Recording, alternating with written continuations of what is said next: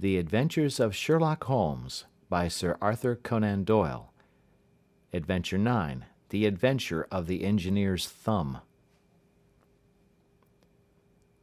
Of all the problems which have been submitted to my friend, Mr. Sherlock Holmes, for solution during the years of our intimacy, there were only two which I was the means of introducing to his notice, that of Mr. Hatherley's thumb, and that of Colonel Warburton's madness.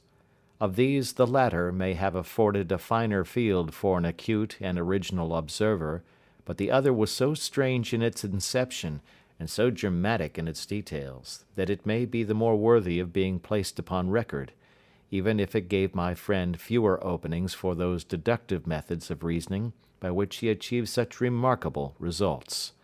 The story has, I believe, been told more than once in the newspapers, but, like all such narratives, its effect is much less striking when set forth en bloc in a single half-column of print than when the facts slowly evolve before your own eyes, and the mystery clears gradually away as each new discovery furnishes a step which leads on to the complete truth. At the time the circumstances made a deep impression upon me, and the lapse of 2 years has hardly served to weaken the effect. It was in the summer of '89, not long after my marriage, that the events occurred which I am now about to summarize. I had returned to civil practice and had finally abandoned Holmes in his Baker Street rooms, although I continually visited him, and occasionally even persuaded him to forego his bohemian habits so far as to come and visit us. My practice had steadily increased, and as I happened to live at no very great distance from Paddington Station, I got a few patients from among the officials. One of these, whom I had cured of a painful and lingering disease, was never weary of advertising my virtues, and of endeavouring to send me on every sufferer over whom he might have any influence. One morning, at a little before 7 o'clock, I was awakened by the maid tapping at the door to announce that 2 men had come from Paddington and were waiting in the consulting room. I dressed hurriedly, for I knew by experience that railway cases were seldom trivial, and hastened downstairs. As I descended, my old ally, the guard, came out of the room and closed the door tightly behind him. "I've got him here," he whispered, jerking his thumb over his shoulder. "He's all right." "What is it, then?" I asked, for his manner suggested that it was some strange creature which he had caged up in my room. "It's a new patient," he whispered. "I thought I'd bring him round myself. Then he couldn't slip away. There he is, all safe and sound. I must go now, doctor. I have my duties just the same as you." And off he went, this trusty toot, without even giving me time to thank him. I entered my consulting room and found a gentleman seated by the table. He was quietly dressed in a suit of heather tweed, with a soft cloth cap which he had laid down upon my books. Round one of his hands he had a handkerchief wrapped, which was mottled all over with blood stains. He was young, not more than 25, I should say, with a strong masculine face, but he was exceedingly pale, and gave me the impression of a man who was suffering from some strong agitation, which it took all his strength of mind to control. "I am sorry to knock you up so early, doctor," said he, "but I have had a very serious accident during the night. I came in by train this morning, and on inquiring at Paddington as to where I might find a doctor, a worthy fellow very kindly escorted me here. I gave the maid a card, but I see that she has left it upon the side table." I took it up and glanced at it. Mr. Victor Hatherley, Hydraulic Engineer, 16A, Victoria Street, 3rd floor. That was the name, style, and abode of my morning visitor. "I regret that I have kept you waiting," said I, sitting down in my library chair. "You are fresh from a night journey, I understand, which is in itself a monotonous occupation." "Oh, my night could not be called monotonous," said he, and laughed. He laughed very heartily, with a high, ringing note, leaning back in his chair and shaking his sides. All my medical instincts rose up against that laugh. "Stop it!" I cried. "Pull yourself together!" And I poured out some water from a carafe. It was useless, however. He was off in one of those hysterical outbursts which come upon a strong nature when some great crisis is over and gone. Presently he came to himself once more, very weary and pale-looking. "I have been making a fool of myself," he gasped. "Not at all. Drink this." I dashed some brandy into the water, and the colour began to come back to his bloodless cheeks. "That's better," said he. "And now, doctor, perhaps you would kindly attend to my thumb, or rather to the place where my thumb used to be?" He unwound the handkerchief and held out his hand. It gave even my hardened nerves a shudder to look at it. There were 4 protruding fingers and a horrid red, spongy surface where the thumb should have been. It had been hacked or torn right out from the roots. "Good heavens!" I cried. "This is a terrible injury. It must have bled considerably." "Yes, it did. I fainted when it was done, and I think that I must have been senseless for a long time. When I came to, I found that it was still bleeding, so I tied one end of my handkerchief very tightly round the wrist and braced it up with a twig." "Excellent. You should have been a surgeon." "It is a question of hydraulics, you see, and came within my own province." "This has been done," said I, examining the wound, "by a very heavy and sharp instrument." "A thing like a cleaver," said he. "An accident, I presume?" "By no means." "What? A murderous attack?" "Very murderous indeed." "You horrify me." I sponged the wound, cleaned it, dressed it, and finally covered it over with cotton wadding and carbolized bandages. He lay back without wincing, though he bit his lip from time to time. "How is that?" I asked when I had finished. "Capital. Between your brandy and your bandage, I feel a new man. I was very weak, but I have had a good deal to go through." "Perhaps you had better not speak of the matter. It is evidently trying to your nerves." "Oh, no, not now. I shall have to tell my tale to the police. But, between ourselves, if it were not for the convincing evidence of this wound of mine, I should be surprised if they believe my statement, for it is a very extraordinary one, and I have not much in the way of proof with which to back it up. And even if they believe me, the clues which I can give them are so vague that it is a question whether justice will be done." "Ha!" cried I.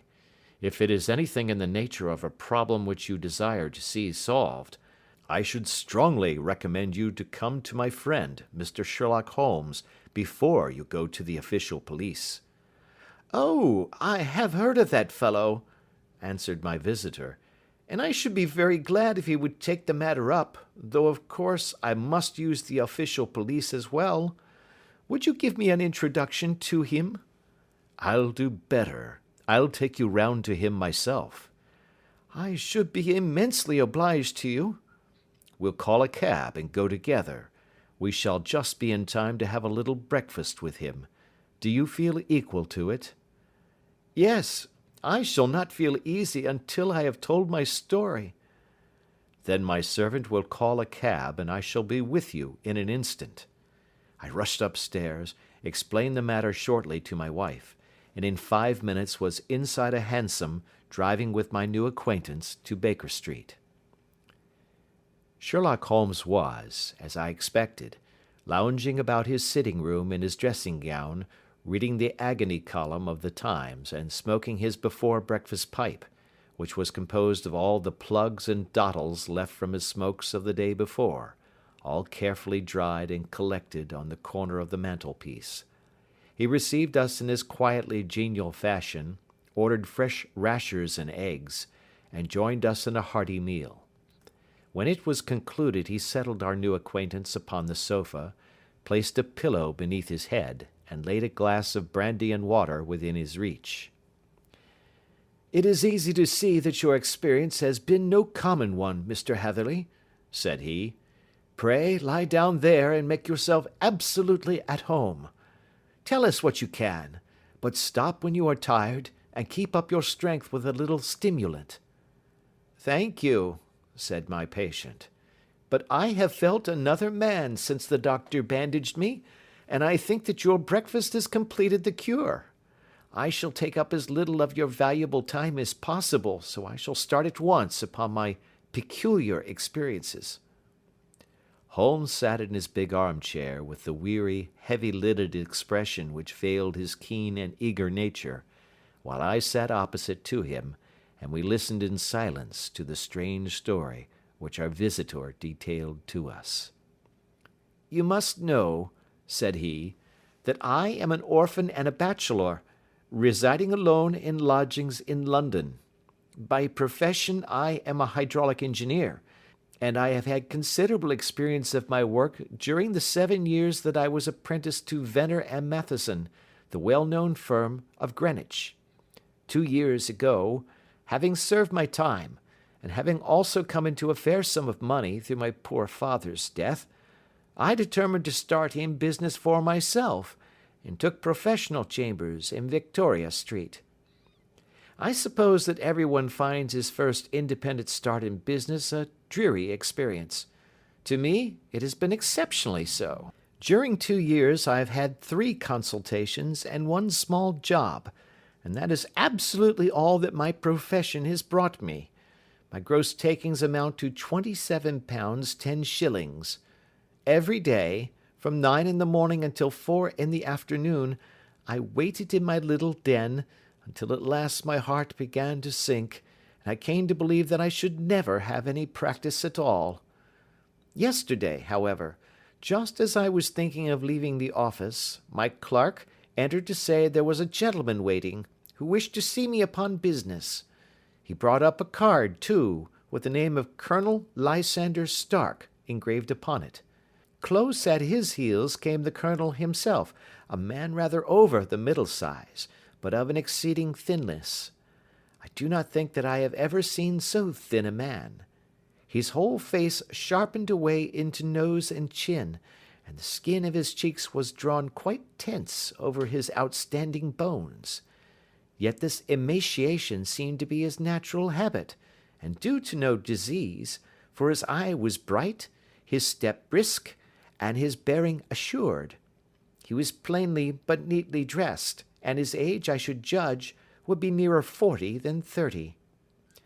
"Mr. Hatherley," said he, with something of a German accent, "you have been recommended to me, Mr. Hatherley, as being a man who is not only proficient in his profession, but is also discreet and capable of preserving a secret." I bowed, feeling as flattered as any young man would at such an address. "May I ask who it was who gave me so good a character?" "Well, perhaps it is better that I should not tell you that just at this moment. I have it from the same source that you are both an orphan and a bachelor, and are residing alone in London." "That is quite correct," I answered, "but you will excuse me if I say that I cannot see how all this bears upon my professional qualifications. I understand that it was on a professional matter that you wished to speak to me?" "Undoubtedly so, but you will find that all I say is really to the point. I have a professional commission for you, but absolute secrecy is quite essential. Absolute secrecy, you understand, and of course we may expect that more from a man who is alone than from one who lives in the bosom of his family." "If I promise to keep a secret," said I, "you may absolutely depend upon my doing so." He looked very hard at me as I spoke, and it seemed to me that I had never seen so suspicious and questioning an eye. "Do you promise, then?" said he at last. "Yes, I promise." "Absolute and complete silence before, during, and after? No reference to the matter at all, either in word or writing?" "I have already given you my word." "Very good." He suddenly sprang up, and darting like lightning across the room, he flung open the door. The passage outside was empty.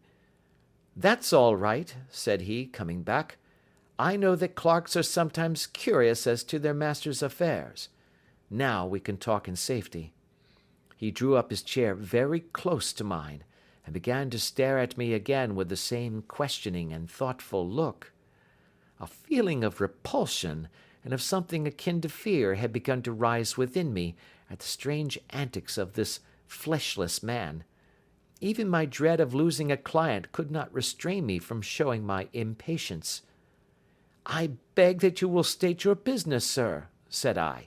"My time is of value." Heaven forgive me for that last sentence, but the words came to my lips. "How would 50 guineas for a night's work suit you?" he asked. "Most admirably." "I say a night's work, but an hour's would be nearer the mark. I simply want your opinion about a hydraulic stamping machine which has got out of gear. If you show us what is wrong, we shall soon set it right ourselves. What do you think of such a commission as that?" "The work appears to be light and the pay munificent." "Precisely so. We shall want you to come tonight by the last train." "Where to?" "To Eford in Berkshire. It is a little place near the borders of Oxfordshire, and within 7 miles of Reading. There is a train from Paddington which would bring you there at about 11:15. "Very good." "I shall come down in a carriage to meet you." "There is a drive, then?" "Yes, our little place is quite out in the country. It is a good 7 miles from Eford station." "Then we can hardly get there before midnight. I suppose there would be no chance of a train back. I should be compelled to stop the night." "Yes, we could easily give you a shakedown." "That is very awkward. Could I not come at some more convenient hour?" "We have judged it best that you should come late. It is to recompense you for any inconvenience that we are paying to you, a young and unknown man, a fee which would buy an opinion from the very heads of your profession. Still, of course, if you would like to draw out of the business, there is plenty of time to do so." I thought of the 50 guineas, and of how useful they would be to me. "Not at all," said I. "I shall be very happy to accommodate myself to your wishes. I should like, however, to understand a little more clearly what it is that you wish me to do." "Quite so. It is very natural that the pledge of secrecy which we have exacted from you should have aroused your curiosity. I have no wish to commit you to anything without your having it all laid before you. I suppose that we are absolutely safe from eavesdroppers?" "Entirely." "Then the matter stands thus. You are probably aware that Fuller's earth is a valuable product, and that it is only found in 1 or 2 places in England?" "I have heard so." "Some little time ago I bought a small place, a very small place, within 10 miles of Reading. I was fortunate enough to discover that there was a deposit of Fuller's earth in one of my fields. On examining it, however, I found that this deposit was a comparatively small one, and that it formed a link between 2 very much larger ones upon the right and left, both of them, however, in the grounds of my neighbours. These good people were absolutely ignorant that their land contained that which was quite as valuable as a gold mine. Naturally, it was to my interest to buy their land before they discovered its true value, but unfortunately I had no capital by which I could do this. I took a few of my friends into the secret, however, and they suggested that we should quietly and secretly work our own little deposit, and that in this way we should earn the money which would enable us to buy the neighbouring fields. This we have now been doing for some time, and in order to help us in our operations, we erected a hydraulic press. This press, as I have already explained, has got out of order, and we wish your advice upon the subject. We guard our secret very jealously, however, and if it once became known that we had hydraulic engineers coming to our little house, it would soon rouse inquiry, and then, if the facts came out, It would be good-bye to any chance of getting these fields and carrying out our plans. That is why I have made you promise me that you will not tell a human being that you are going to Eford tonight. I hope that I make it all plain?" "I quite follow you," said I. "The only point which I could not quite understand was what use you could make of a hydraulic press in excavating fuller's earth, which, as I understand, is dug out like gravel from a pit." "Ah," said he carelessly, "we have our own process. We compress the earth into bricks, so as to remove them without revealing what they are. But that is a mere detail. I have taken you fully into my confidence now, Mr. Hatherley, and I have shown you how I trust you." He rose as he spoke. "I shall expect you, then, at Eford at 11:15. "I shall certainly be there." "And not a word to a soul." He looked at me with a last long, questioning gaze, and then, pressing my hand in a cold, dank grasp, he hurried from the room. Well, when I came to think it all over in cool blood, I was very much astonished, as you may both think, at this sudden commission which has been entrusted to me. On the one hand, of course, I was glad, for the fee was at least tenfold what I should have asked had I set a price upon my own services, and it was possible that this order might lead to other ones. On the other hand, the face and manner of my patron had made an unpleasant impression upon me, and I could not think that his explanation of the fuller's earth was sufficient to explain the necessity of my coming at midnight, and his extreme anxiety lest I should tell any one of my errand. However, I threw all fears to the winds, ate a hearty supper, drove to Paddington, and started off, having obeyed to the letter the injunction as to holding my tongue. At Reading, I had to change not only my carriage but my station. However, I was in time for the last train to Eford, and I reached the little dim-lit station after 11 o'clock. I was the only passenger who got out there, and there was no one upon the platform save a single sleepy porter with a lantern. As I passed out through the wicket gate, however, I found my acquaintance of the morning waiting in the shadow upon the other side. Without a word he grasped my arm and hurried me into a carriage, the door of which was standing open. He drew up the windows on either side, tapped on the woodwork, and away we went as fast as the horse could go. "One horse?" interjected Holmes. "Yes, only one." "Did you observe the colour?" "Yes, I saw it by the side lights when I was stepping into the carriage. It was a chestnut." "Tired looking or fresh?" "Oh, fresh and glossy." "Thank you. I am sorry to have interrupted you. Pray continue your most interesting statement." "Away we went then, and we drove for at least an hour. Colonel Lysander Stark had said that it was only 7 miles, but I should think, from the rate that we seemed to go, and from the time that we took, that it must have been nearer 12. He sat at my side in silence all the time, and I was aware, more than once when I glanced in his direction, that he was looking at me with great intensity. The country roads seemed to be not very good in that part of the world, for we lurched and jolted terribly. I tried to look out of the windows to see something of where we were, but they were made of frosted glass, and I could make out nothing save the occasional bright blur of a passing light. Now and then I hazarded some remark to break the monotony of the journey, but the colonel answered only in monosyllables, and the conversation soon flagged. At last, however, the bumping of the road was exchanged for the crisp smoothness of a gravelled drive, and the carriage came to a stand. Colonel Lysander Stark sprang out, and, as I followed after him, pulled me swiftly into a porch which gaped in front of us. We stepped, as it were, right out of the carriage and into the hall, so that I failed to catch the most fleeting glance of the front of the house. The instant that I had crossed the threshold, the door slammed heavily behind us, and I heard faintly the rattle of the wheels as the carriage drove away. It was pitch dark inside the house, and the colonel fumbled about, looking for matches and muttering under his breath.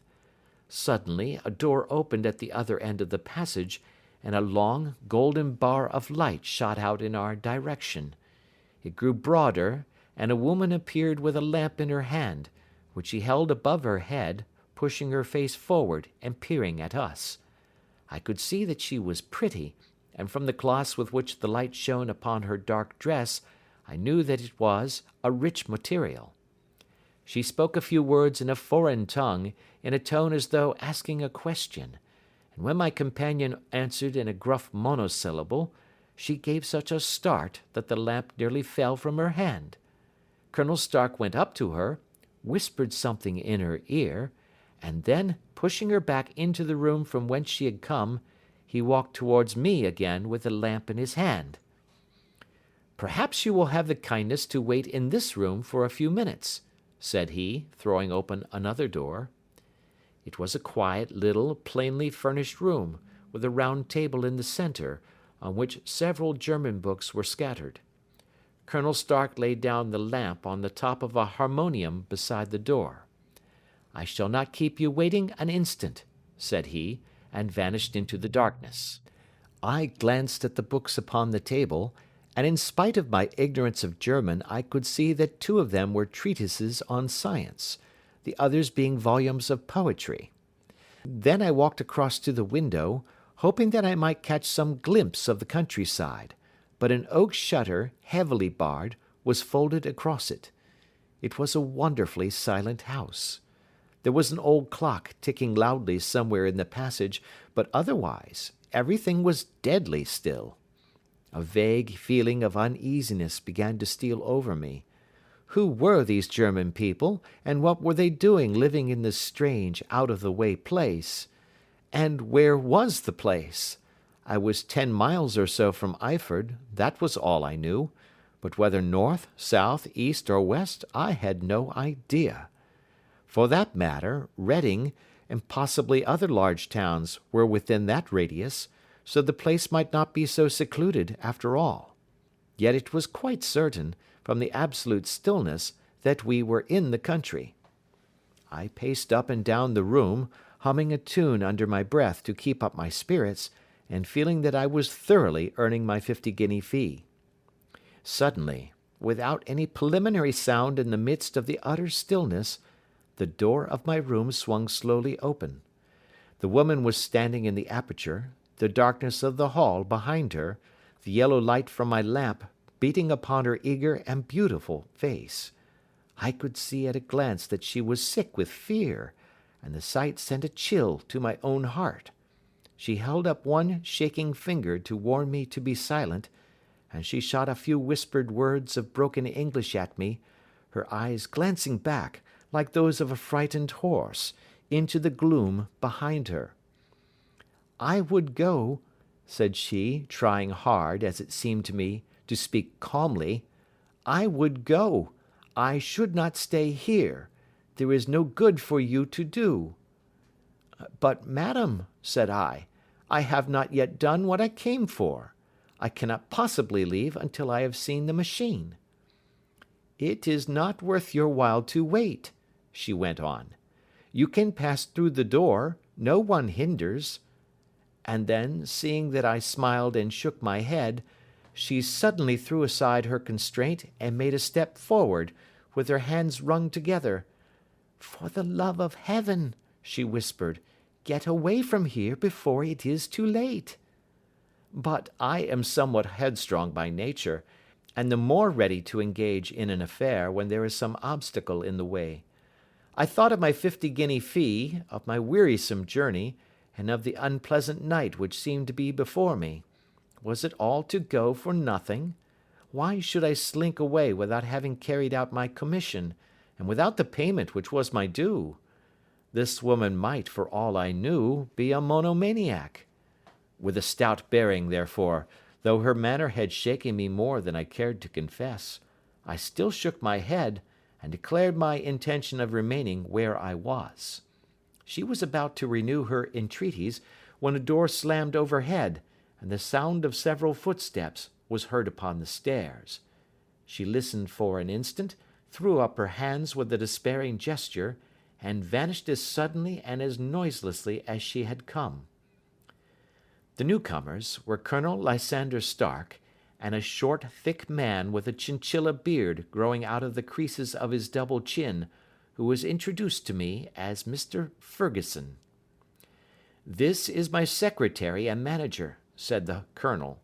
"By the way, I was under the impression that I left this door shut just now. I fear that you have felt the draught." "On the contrary," said I opened the door myself because I felt the room to be a little close." He shot one of his suspicious looks at me. "Perhaps we had better proceed to business then," said he. "Mr. Ferguson and I will take you up to see the machine." "I had better put my hat on, I suppose." "Oh, no, it is in the house." "What? You dig fuller's earth in the house?" "No, no, this is only where we compress it. But never mind that.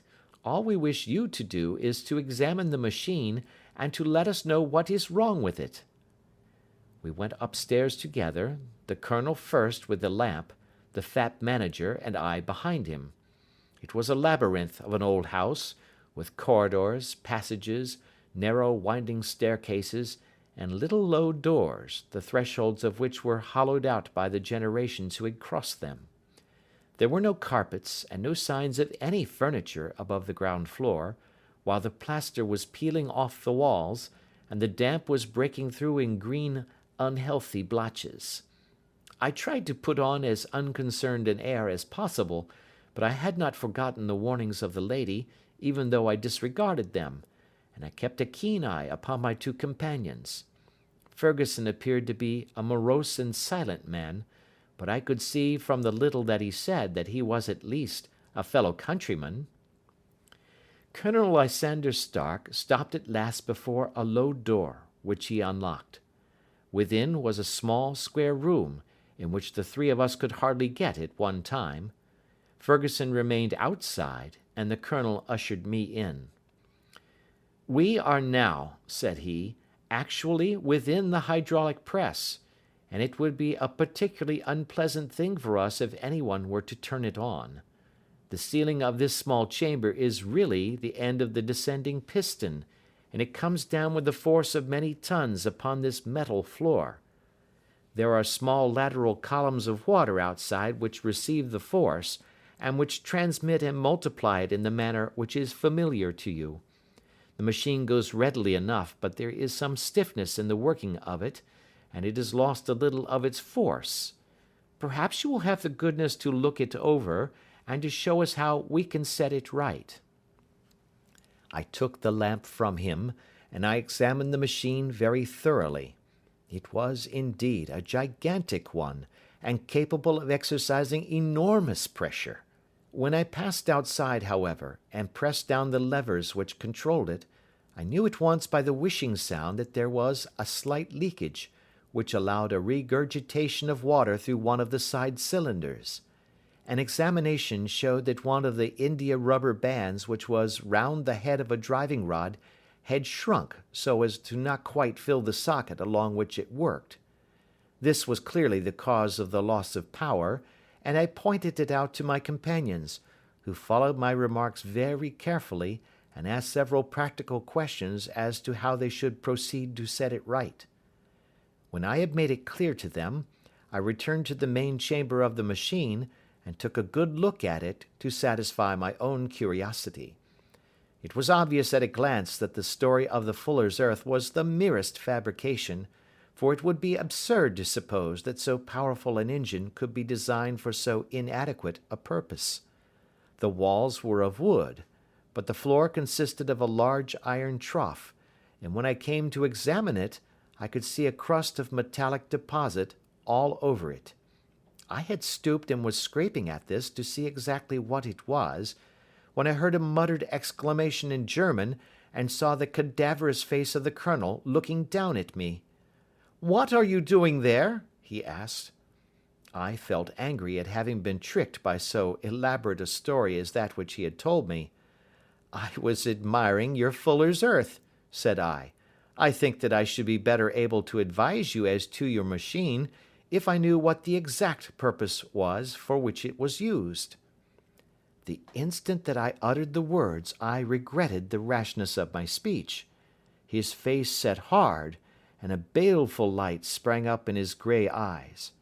"Very well," said he, "you shall know all about the machine." He took a step backward, slammed the little door, and turned the key in the lock. I rushed towards it and pulled at the handle, but it was quite secure, and did not give in the least to my kicks and shoves. "Hello!" I yelled. "Hullo! Colonel, let me out!" And then suddenly in the silence, I heard a sound which set my heart into my mouth. It was the clank of the levers and the swish of the leaking cylinder.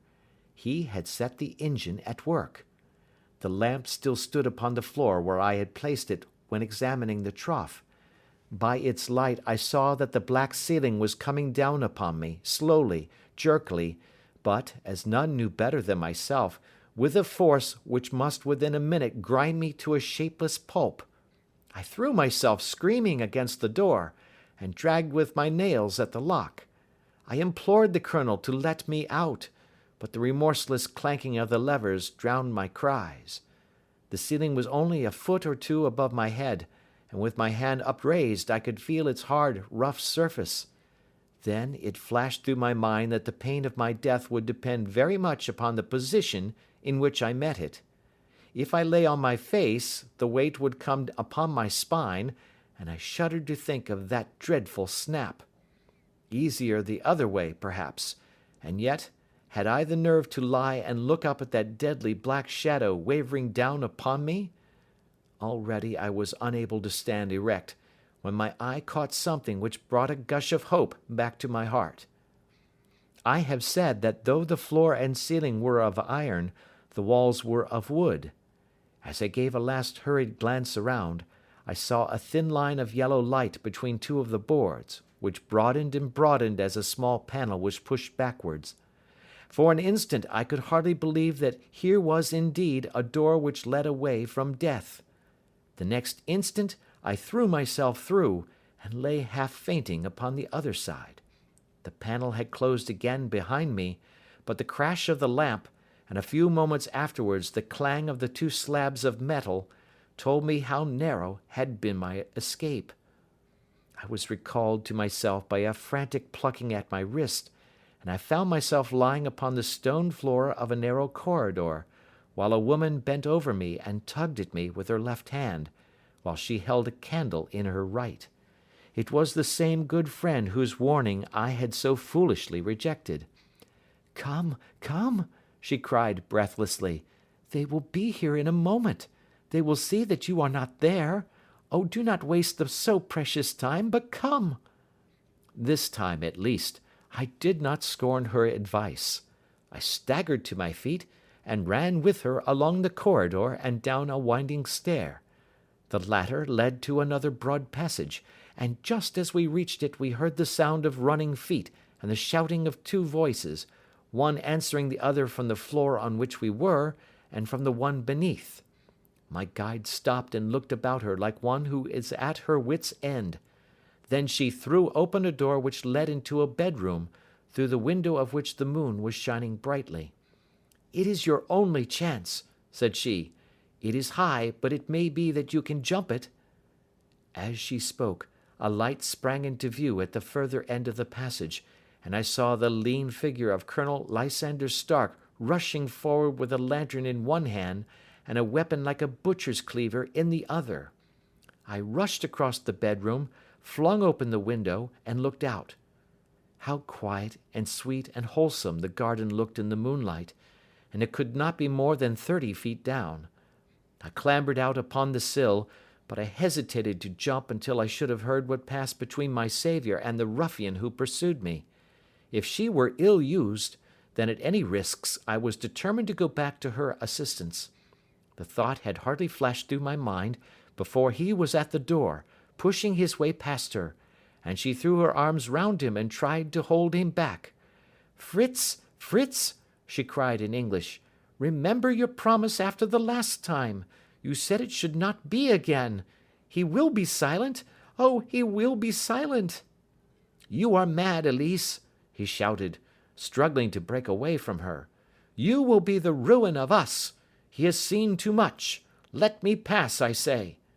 He dashed her to one side, and rushing to the window, cut at me with his heavy weapon. I had let myself go, and was hanging by the hands to the sill, when his blow fell. I was conscious of a dull pain, my grip loosened, and I fell into the garden below. I was shaken, but not hurt by the fall, so I picked myself up and rushed off among the bushes as hard as I could run, for I understood that I was far from being out of danger yet. Suddenly, however, as I ran, a deadly dizziness and sickness came over me. I glanced down at my hand, which was throbbing painfully, and then for the first time saw that my thumb had been cut off, and that the blood was pouring from my wound. I endeavoured to tie my handkerchief round it, but there came a sudden buzzing in my ears, and next moment I fell in a dead faint among the rose bushes. How long I remained unconscious, I cannot tell. It must have been a very long time, for the moon had sunk, and a bright morning was breaking when I came to myself. My clothes were all sodden with dew, and my coat sleeve was drenched with blood from my wounded thumb. The smarting of it recalled in an instant all the particulars of my night's adventure, and I sprang to my feet with the feeling that I might hardly yet be safe from my pursuers. But to my astonishment, when I came to look round me, neither house nor garden were to be seen. I had been lying in an angle of the hedge close by the high road, and just a little lower down was a long building, which proved, upon my approaching it, to be the very station at which I had arrived upon the previous night. Were it not for the ugly wound upon my hand, all that had passed during those dreadful hours might have been an evil dream. Half dazed, I went into the station and asked about the morning train. There would be one to Reading in less than an hour. The same porter was on duty, I found, as had been there when I arrived. I inquired of him whether he had ever heard of Colonel Lysander Stark. The name was strange to him. Had he observed a carriage the night before waiting for me? No, he had not. Was there a police station anywhere near? There was one about 3 miles off. It was too far for me to go, weak and ill as I was. I determined to wait until I got back to town before telling my story to the police. It was a little past 6 when I arrived, so I went first to have my wound dressed, and then the doctor was kind enough to bring me along here. I put the case into your hands, and shall do exactly what you advise." We both sat in silence for some little time after listening to this extraordinary narrative. Then Sherlock Holmes pulled down from the shelf one of the ponderous commonplace books in which he placed his cuttings. "Here is an advertisement which will interest you," said he. "It appeared in all the papers about a year ago. Listen to this. 'Lost, on the 9th instant, Mr. Jeremiah Hayling, aged 26, a hydraulic engineer. Left his lodgings at 10 o'clock at night, and has not been heard of since. Was dressed in, etc., etc.' Ha! That represents the last time that the Colonel needed to have his machine overhauled, I fancy." "Good heavens!" cried my patient. "Then that explains what the girl said." "Undoubtedly. It is quite clear that the Colonel was a cool and desperate man, who was absolutely determined that nothing should stand in the way of his little game, like those out-and-out pirates who will leave no survivor from a captured ship. Well, every moment now is precious, so if you feel equal to it, we shall go down to Scotland Yard at once as a preliminary to starting for Eford." Some 3 hours or so afterwards we were all in the train together, bound from Reading to the little Berkshire village. There were Sherlock Holmes, the hydraulic engineer, Inspector Bradstreet of Scotland Yard, a plain-clothes man, and myself. Bradstreet had spread an ordnance map of the county out upon the seat, and was busy with his compasses drawing a circle with Eford for its centre. "There you are," said he. "That circle is drawn at a radius of 10 miles from the village. The place we want must be somewhere near that line. You said 10 miles, I think, sir?" "It was an hour's good drive." "And you think that they brought you back all that way when you were unconscious?" "They must have done so.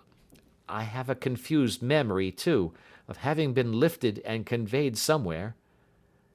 "What I cannot understand," said I, "is why they should have spared you when they found you lying fainting in the garden. Perhaps the villain was softened by the woman's entreaties." "I hardly think that likely. I never saw a more inexorable face in my life." "Oh, we shall soon clear up all that," said Bradstreet. "Well, I have drawn my circle, and I only wish I knew at what point upon it the folk that we are in search of are to be found." "I think I could lay my finger on it," said Holmes quietly.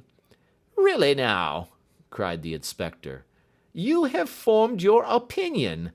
Come now, we shall see who agrees with you. I say it is south, for the country is more deserted there." "And I say east," said my patient. "I am for west," remarked the plain-clothes man. "There are several quiet little villages up there." "And I am for north," said I, "because there are no hills there, and our friend says he did not notice the carriage go up any." "Come," cried the inspector, laughing, "it's a very pretty diversity of opinion. We have boxed the compass among us. Who do you give your casting vote to?" "You are all wrong." "But we can't all be." "Oh, yes, you can. This is my point." He placed his finger in the center of the circle. "This is where we shall find them." "But the 12-mile drive?" gasped Hatherley. 6 out and 6 back. Nothing simpler. You say yourself that the horse was fresh and glossy when you got in. How could it be that it had gone 12 miles over heavy roads?" "Indeed, it is a likely ruse enough," observed Bradstreet thoughtfully. "Of course, there can be no doubt as to the nature of this gang." "None at all," said Holmes. "They are coiners on a large scale, and have used the machine to form the amalgam which has taken the place of silver." "We have known for some time that a clever gang was at work," said the inspector. "They have been turning out half-crowns by the thousand. We even traced them as far as Reading, but could get no farther, for they had covered their traces in a way that showed that they were very old hands. But now, thanks to this lucky chance, I think that we have got them right enough." But the inspector was mistaken, for those criminals were not destined to fall into the hands of justice. As we rolled into Eford station, we saw a gigantic column of smoke which streamed up from behind a small clump of trees in the neighbourhood, and hung like an immense ostrich feather over the landscape. "A house on fire?"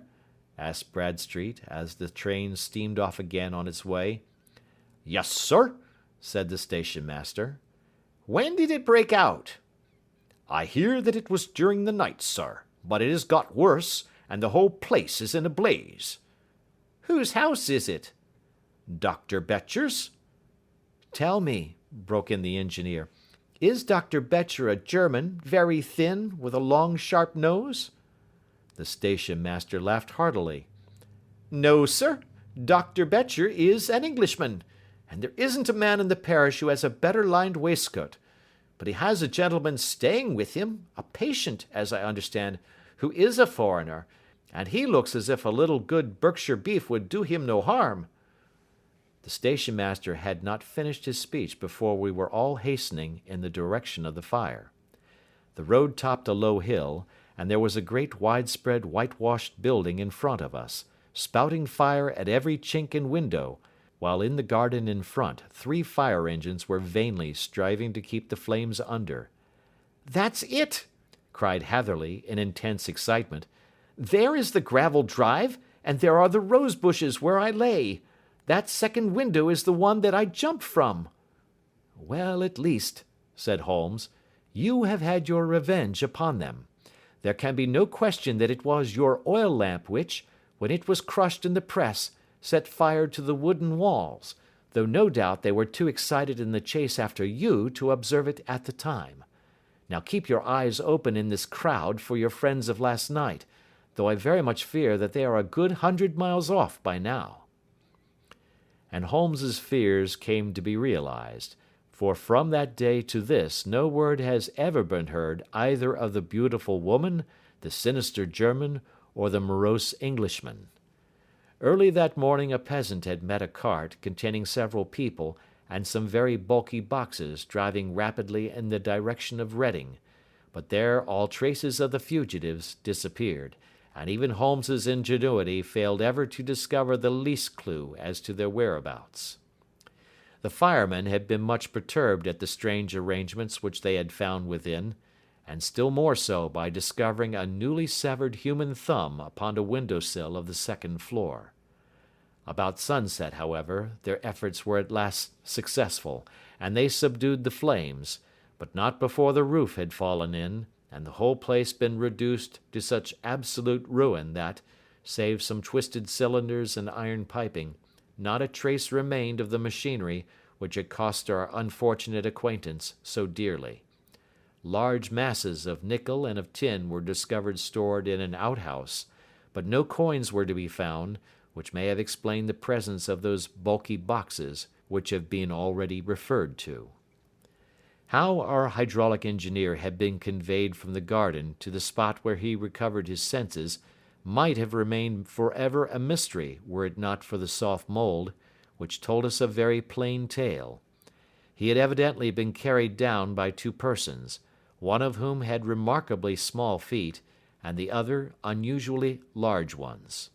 On the whole, it was most probable that the silent Englishman, being less bold or less murderous than his companion, had assisted the woman to bear the unconscious man out of the way of danger. "Well," said our engineer ruefully, as we took our seats to return once more to London, "it has been a pretty business for me. I have lost my thumb, and I have lost a 50-guinea fee, and what have I gained?" "Experience," said Holmes, laughing. "Indirectly it may be of value, you know.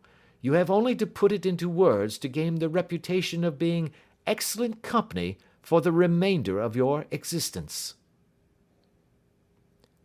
End of Adventure 9.